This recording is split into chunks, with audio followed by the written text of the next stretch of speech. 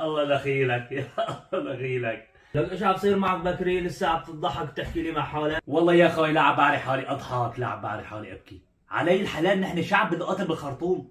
يا زلمه هاي رافع لي كلسون هيك لعند بزازه استاذ حفوظه عم بسوي عرض قدام انيسه، هاي يحكي لنا طول العمر.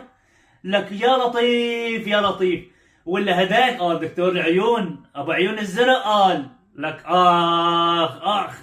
وهديك مرته عرق اليرقان قال سيدة الياسمين لك نهبة التجار كلها يا زلمه شركتهم بالنص.